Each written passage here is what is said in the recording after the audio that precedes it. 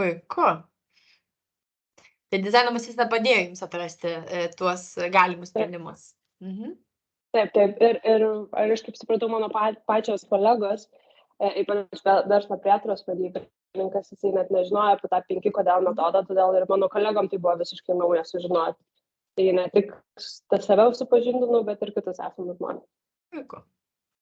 Aš dar turiu klausimą, o koks buvo didžiausias iššūkis atliekant praktiką būtent šitaip, o ne tą tradicinę praktiką? Apskritai, va šitoje praktikoje, koks buvo didžiausias iššūkis jums? Turbūt pagalvoti kitaip, negu prieš tai galvojau, įsileisti naują metodą ir bandyti suprasti. Man design thinking metodika yra susijus tuo, kad tu turi žiūrėti į tą patį objektą iš kitos pusės. Tai nėra tradicinis kažkoks būdas, o visiškai kitaip. Bet kartu tai ir džiugina ir yra įdomu, nes gali pasižiūrėti iš kitos perspektyvos.